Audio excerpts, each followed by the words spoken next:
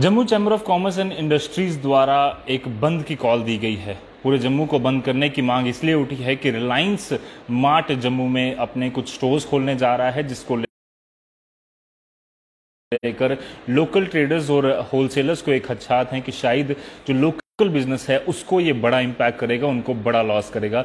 इस पर हम बातचीत करेंगे इन डिटेल में कि क्या ये जम्मू बंद से कितना फ़ायदा होने वाला है और किस तरह से अपनी रिजेंटमेंट होलसेलर्स और हमारे ट्रेडर्स इंडस्ट्री जो है वो जारी कर रहे हैं। बातचीत में हमारे साथ अरुण गुप्ता जी मौजूद हैं, जेसीसीआई के प्रेसिडेंट। सर, स्वागत है आपका। धन्यवाद सर। 22 तारीख को ये बंद की जो कॉल दी गई है, काफ़ी ऐसा लग रहा है कि एक आप रिजेंटमेंट शो करने की, किस तरह का सपोर्ट आपको जनता का मिल रहा है और कितनी ऑर्गेनाइजेशंस अभी तक ये बंद की कॉल में आपको सपोर्ट कर चुकी है? देखिए, मैं आपको एक बात बता दूं, जम्मू का प्रत्येक व्यक्ति जो है वो इस बंद की कॉल को सपोर्ट कर रहा है। प्रत्येक व्यक्ति का मतलब ये है, जितनी भी ट्रेड यूनियंस हैं, जितने भी एसोसिएशंस हैं, जितने भी पॉलिटिकल पार्टीज़ हैं, हर एक ने हमें सपोर्ट के लिए कहा है। और मुझे लगता है जैसे कि बार की तरफ से एश्योर किया गया है, तो जम्मू का प्रत्येक व्यक्ति, क्योंकि देखिए ये जो है, जो हमने इश्यूज़ लिए हैं और वो सिर्फ़ और सिर्फ जम्मू को टच करते हैं। देखिए हम लोग जो हैं,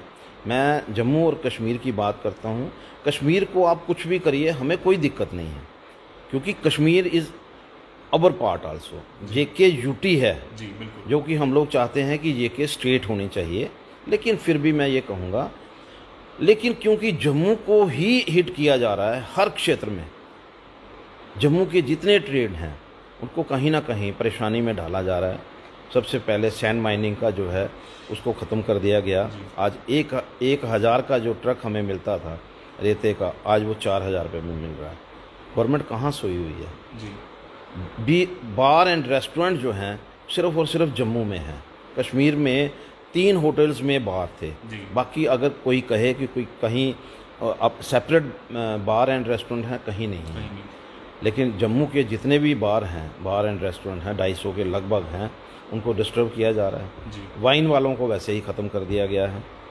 फिर आज ये बात बैंक्वेट हॉल की, अब मुझे इस बात की खुशी है कि जो 25 का एक कैपिंग थी उसको 50 में कर दिया, जबकि हमारे जो अपने ऑफिशियल फंक्शन होते हैं वो भी कम से कम 300, 400, 500 के बीच में होते हैं।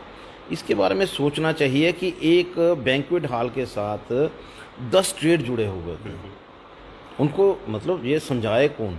जब तक टेबल पे नहीं बैठोगे समझाएगा कौन कि इसके साथ कितने ट्रेड जुड़े होते हैं, जो लेबर क्लास से लेकर के और जो बाकी के ट्रेड हैं उनके साथ जुड़े रहते हैं। फिर उसके बाद आप देखिए सिनेमा हॉल का हालत देख लीजिए, पिछले 6 महीने में, 5 महीने में उनको परमिट ही नहीं किया गया, जबकि ऑल ओवर कंट्री यहाँ पर कोविड-19 जो है ना सबसे वर्स्ट हालत में थे ना। जैसे दिल्ली आप कहिए, महाराष्ट्र, बॉम्बे, वहाँ पर भी उन्होंने सिनेमा हॉल जो है 50% कैपेसिटी में खोल दिए। तो यहाँ क्या दिक्कत आ रही है ऐसी कि यहाँ पर जो है उनको परमिट नहीं किया जा रहा। मैं होटल इंडस्ट्री की बात करूं यहाँ पर, तो होटल इंडस्ट्री वालों की इतनी बुरी हालत है, लाइसेंस लेने के लिए उनको 6-6 महीने जो हैं डिपार्टमेंटल जो है उनके चक्कर लगाने पड़ रहे हैं। बड़ी अफसोस की बात है, जब हम लोग जो हैं एक तरफ जो है विकास की बात कर रहे हैं, तो विकास में ये भी चीज़ आनी चाहिए कि अगर किसी के पास कोई भी चीज़ है तो उसको कहीं परेशानी नहीं आनी चाहिए, उसका इमीडिएट कोई ना कोई सोल्यूशन जो है वो गवर्नमेंट के पास होना चाहिए। मैं बात करूं ट्रांसपोर्ट की, अब देखिए किसी भी यूटी में, चंडीगढ़ है, पर कैपिटा इनकम जो है वहाँ की ज़्यादा है। ट्रांसपोर्टर जो हैं वहाँ के रईस हैं, मैं तो ये कहूँगा रईस हैं। हमारे जो ट्रांसपोर्टर हैं उनके पास क्या है? लेकिन पैसेंजर टैक्स जो है यहाँ पर लगा करके रखा हुआ है, तो उसकी वजह क्या है? अकेली हमारी यूटी में पैसेंजर टैक्स है, ना तो नॉर्थ ईस्ट में है, ना चंडीगढ़ में है, ना दिल्ली में है, तो फिर हमारी यूटी में क्यों है? तो ये सारी चीज़ें ऐसी हैं।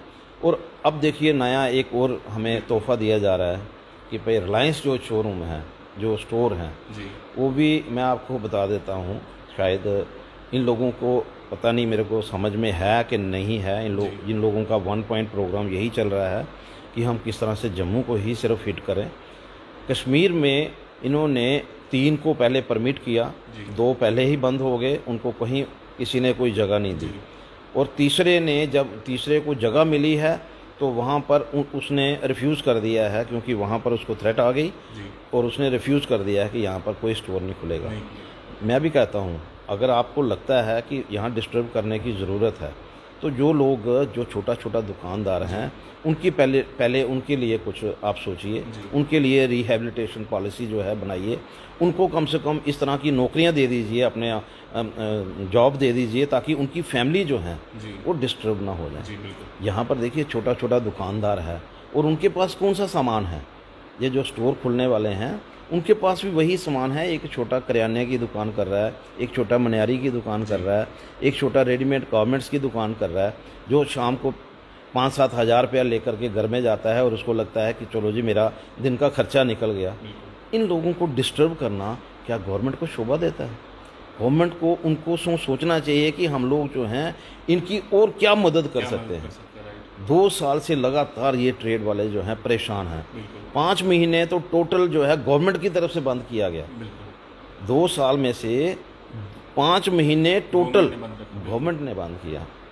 तो ये सारी चीज़ें उनको सपोर्ट मिलनी चाहिए, ना कि उनको जो इस समय रोज़ी रोटी बना रहे हैं उनके उससे किस तरह से हम लोग इनकी रोज़ी रोटी को छीन सकते हैं, इसकी चिंता नहीं करनी चाहिए। तो मुझे लगता है कि गवर्नमेंट को अपनी ये पॉलिसीज़ जो हैं इसको चेंज करना चाहिए, लोगों के बारे में सोचना चाहिए, क्योंकि पॉपुलर गवर्नमेंट वही होती है जो लोगों को साथ में लेकर के चलती है। अपने जो किसी भी इशू को वो इम्प्लीमेंट करवाए, किसी भी अपने ऑर्डर को इम्प्लीमेंट करवाए और उसमें सारी जनता जो है कहीं ना कहीं परेशान हो जाए, इस तरह के ऑर्डर्स जो हैं वो मुझे नहीं लगता है कि भाई इनको करने चाहिए, कोशिश करनी चाहिए। जनरल पब्लिक जो है वो खुद कहे कि हम लोग जो हैं आज की गवर्नमेंट के साथ खुश हैं। आज आप देख लीजिए, जम्मू के किसी भी एरिया में आप चले जाइए, किसी भी ट्रेड की बात कर लीजिए, आपको कोई नहीं लगेगा कि कहीं ये कहा कोई कह दे, सिवाय उन लोगों के जो सर्विस में हैं अच्छी बात है, आपकी एक इनकम है अच्छी बात है, आपकी सोच ये है, लेकिन मैं उनकी सोच को बदलना चाहता हूँ। मैं कहता हूँ कि इस तरह के लोग मेरे पास 50 आएँ और मैं आपके साथ इन स्टोरों में विज़िट करके आपको बताऊँगा कि आपको वहाँ पर ठगा जाता है, वहाँ पर आपको कोई रिलीफ नहीं मिलता, आपको सस्ती चीज़ें नहीं मिलती। मैं कहता हूँ कि ये कंज्यूमर वाले मेरे पास आएँ, 50 लोगों के साथ मैं भी चलूँगा, और अगर मैं गलत होऊंगा ना तो मैं कहूँगा ये खोलने दो स्टोर। ऐसा नहीं है, इन लोगों को पता ही नहीं है कि इनके जो फैमिली जो वहाँ पर जाती है वो क्या लेकर के आती है। क्योंकि हमने अभी, मैं आपकी बात काट रहा हूँ क्योंकि कई सारे हम कमेंट्स भी लोगों के पढ़ रहे थे, कुछ प्रेस कॉन्फ्रेंसेज जो आपकी हुई उसमें नीचे लोग लिख रहे हैं कि इससे आम जनता को बड़ा फायदा हो जाएगा, कि सस्ता सामान जो है वो मिलेगा, जो हम बाजारों से रिटेल में महंगा सामान खरीदते हैं वो हमें सस्ता वहाँ पर मिल जाएगा। बट आपको लगता है कि वो रिलीफ आम जनता को जो है वो उससे मिलने वाला? मैं कह रहा हूँ ये एक मिसकंसेप्शन है लोगों को, और मैं खुद देख चुका हूँ सारा कुछ ऐसा नहीं है कि लोगों को सस्ता माल मिलेगा। देखिए होता क्या है, यहाँ हज़ारों आइटम्स हैं। मुझे किसी ने कहा जी मैंने 2 चीज़ें लेनी थी, वहाँ चला गया तो वो मुझे सस्ती मिली। नो डाउट, जब 1000 आइटम्स हैं उसमें से हो सकता है 2-4 आइटमें नहीं, मैं कहता हूँ 50-100 आइटम जो हैं वहाँ डिफरेंस होगा। लेकिन 1000 आइटम में 900 आइटम्स जो हैं वहाँ पर आपको सस्ती नहीं मिलती, वो बाज़ार रेट में उससे महंगी मिलती हैं। और जो चीज़ मिलती है वो सही मायनों में मैं आपको बताऊं, ये प्रॉपर चीज़ नहीं मिलती जो हमारी रिक्वायरमेंट है। इन लोगों को अभी मैं कहता हूं कि इस तरह के मेरे पास 50 लोग आएँ, मैं भी चाहता हूं जिनको ये इस चीज़ का डाउट है कि हमें यहाँ पर सस्ती चीज़ें मिलेंगी, मैं उनके साथ बिग बाज़ार में जा कर के उनको बता सकता हूँ उनको क्या सस्ता मिल रहा है और क्या चीज़ मिल रही है। एक तरफ तो आप कहते हैं कि हमें स्टैंडर्ड की चीज़ मिले, और एक अनस्टैंडर्ड चीज़ जो है उसका आप कंपैरिजन जो है स्टैंडर्ड की चीज़ के साथ करते हैं। और आप इन बाज़ारों में अगर आप देख लेंगे तो इनके अपने प्रोडक्ट हैं, अपनी मैन्युफैक्चरिंग है, और अपनी मैन्युफैक्चरिंग में इनका कितना प्रॉफिट है ये किसी की सोच से भी परे है। तो मैं इनके खिलाफ नहीं हूँ, मैं किसी के खिलाफ नहीं हूँ, मैं सिर्फ और सिर्फ इस चीज़ के खिलाफ हूँ कि जो लोग ये चीज़ें कहते हैं उनको ये भी सोचना चाहिए कि हमारा पड़ोसी जो है अगर वो खाना खा रहा है तो उसका खाना जो है वो छिनना नहीं चाहिए। उन लोगों को उनकी भी चिंता करनी चाहिए। सिर्फ अपने लिए अगर उन्होंने 100 रुपया महीने का बचा लिया या 200 रुपया उन्होंने महीने का बचा लिया तो उसके साथ उनका परिवार के साथ जुड़ता हुआ एक परिवार जो है वो अनएम्प्लॉयड हो गया, उसके घर में खाना बनना बंद हो गया, उसकी चिंता किसने करनी है? उन्हीं लोगों ने करनी है जिनकी एक फिक्स इनकम है। उनको सिर्फ सोचना चाहिए कि यार हम लोगों को ये चीज़ जो है ज़रूर इसका ध्यान रखना चाहिए कि हमारा पड़ोसी जो है उसको कहीं इस चीज़ का नुकसान तो नहीं हो जाएगा, कहीं उसकी रोजी रोटी तो नहीं खत्म हो जाएगी। और एक चीज़ हमने ये भी देखी है कि छोटे छोटे जो दुकानदार होते हैं उनके मोहल्लों में ही उधार भी चलते हैं, और वो उधार मुझे नहीं लगता कि बड़े आउटलेट्स वाले कभी दे पाएंगे उनको। मैं ये भी आपकी बात बिल्कुल सही है। मैं आपको एक बात बता देता हूँ, आउटलेट में जाएंगे कैश लेके जाएंगे और मोहल्ले की किसी दुकान पे जाएंगे तो उनको कहेंगे कि लिख लो 10 दिन का उधार चलेगा। तो ये चीज़ें जो हैं उसको भी देखना चाहिए कि जो उन लोगों के पास जाते हैं जो कहते हैं लिख लो, वो भी बहुत मजबूर होते हैं, वो भी सर्विस क्लास के लोग होते हैं जिनकी इनकम इतनी नहीं होती है कि भाई वो उनको बार बार जा कर के और कैश दे सकें। जब महीने के बाद उनकी तनख्वाह मिलती है तो उसी में से वो कहते हैं कि ये लो जी अपना पैसे, तो अगले महीने का उधार शुरू। इस तरह की सोच जो है, और मैं कहता हूँ कि लोगों को ये बात ज़रूर समझनी चाहिए कि हमारा पड़ोसी अगर कहीं परेशान है, दुखी है और मुसीबत में है तो उसको सेव करने की बात ना करके जो बाहर से लोग आ रहे हैं उनकी कैसे हम सेव कर सकें, उनको कैसे सेव कर सकें। और सिर्फ अगर महीने की परचेज़ हमारी जो है उसमें से हम 200 रुपया सेव कर सकते हैं, 300 रुपया सेव कर सकते हैं, इस बात की चिंता करना लोगों को छोड़ना चाहिए।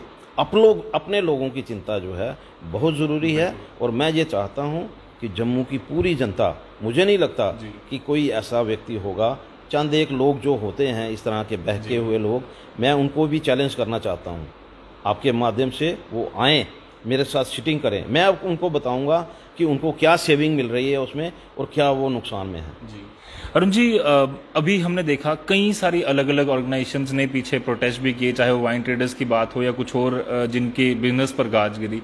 अब एक बड़ा हिस्टोरिक एक तरीके का जो एक बंद की कॉल आपने दी है, आपको लगता है कि सरकार इससे कहीं ना कहीं सरकार को कहीं असर होने वाला है और ये एक बदलाव जो है उसके फैसले में आएगा, या वो नरमी बरतेगी कि जो बिजनेस है उनको एक बार फिर से एस्टेब्लिश करने में जो मदद उनको मिले? देखिए, मैं एक बात आपके माध्यम से ज़रूर कहना चाहता हूँ, ये जो स्ट्राइक हम लोग कर रहे हैं किसी के खिलाफ नहीं है, लेकिन हमारा ये स्ट्राइक जो है वो सिर्फ और सिर्फ इशू बेस्ड है कि ये इश्यूज़ हैं ये हमारे इश्यूज़ हैं, गवर्नमेंट उनका हल निकाले। अगर वो नहीं निकालती है तो कहीं ना कहीं गवर्नमेंट जो है वो कल्प्रेट है। जी।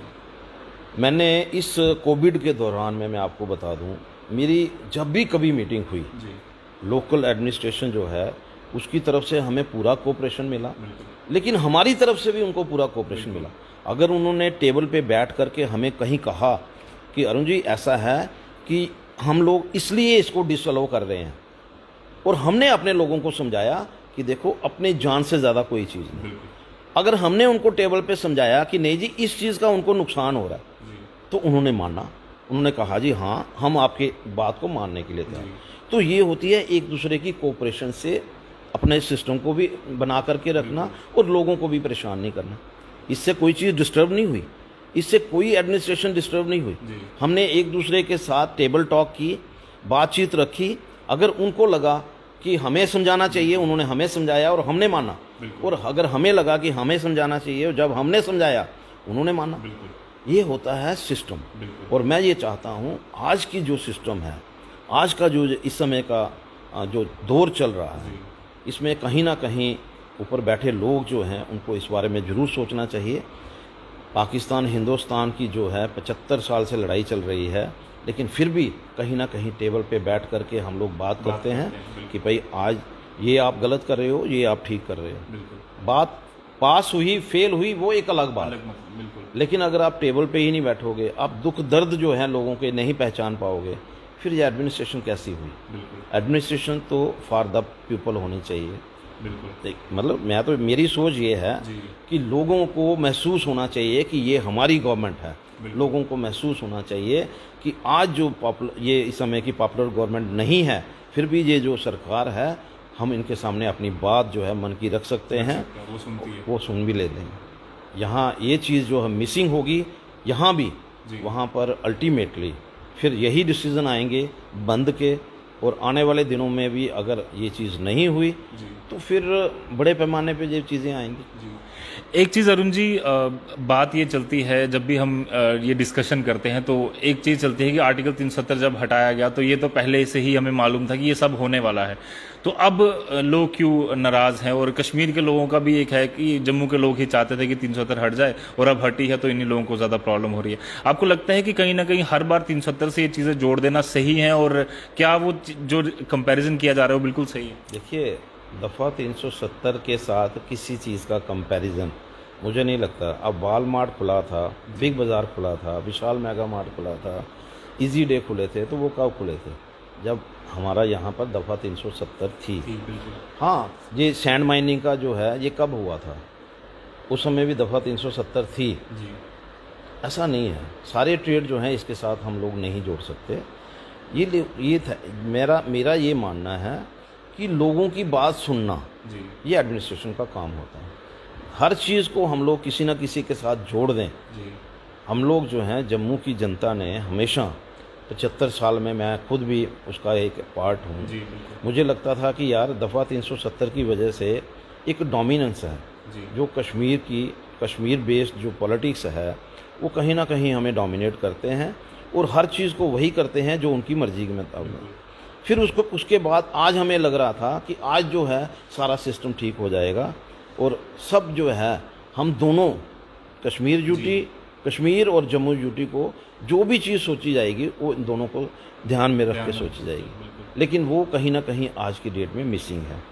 300 MP जो है मेंबर पार्लियामेंट जहाँ जम्मू कश्मीर यूटी में विज़िट करते हैं और जम्मू में उसमें से 3 भी लोग जो हैं विज़िट ना करें, तो ये कहीं ना कहीं हमें परेशानी करने वाली है। बात हमें लगता है कि ये चीज़ें जो हैं, जो यूनियन गवर्नमेंट है उसको भी थोड़ा सा ध्यान करना चाहिए और जहाँ की जो लोकल इस समय की LG गवर्नमेंट है उसको भी ये ध्यान रखना चाहिए कि अगर पब्लिक खुश है तभी तो लोग कहेंगे कि हाँ जी ये अच्छी गवर्नमेंट है जो चल रही है। अगर पब्लिक नाराज़ है, पब्लिक दुखी है, तो फिर क्या कहेंगे, क्या जवाब मिलेगा उनको? बहुत बहुत धन्यवाद सर। Thank you. तो जिस तरह से 22 तारीख को बंद की कॉल दी गई है, उम्मीद है कि सरकार टेबल टॉक के लिए पूरी तरह से तैयार होगी। जो स्टेक होल्डर्स हैं, जो अलग अलग ऑर्गेनाइजेशंस के रिप्रेजेंटेटिव हैं एसोसिएशंस के, वो कम से कम सरकार जो है उनके साथ टेबल पर बैठे और इस तरह के मापदंड बनाए, इस तरह की पॉलिसीज़ बनाए जिसका अल्टीमेट फ़ायदा जो है वो आम जनता को हो, बजाय इसके कि आम जनता को ऐसा लगे कि हम कहीं ना कहीं ठगे हुए हैं। फिलहाल की दीजिए मुझे मेरे कैंपसन साहिल शर्मा को ऐसे और अपडेट्स के लिए, वीडियोज़ के लिए, इंटरव्यूज़ के लिए आप ही बने रहिए द न्यूज़ नाउ के साथ। धन्यवाद।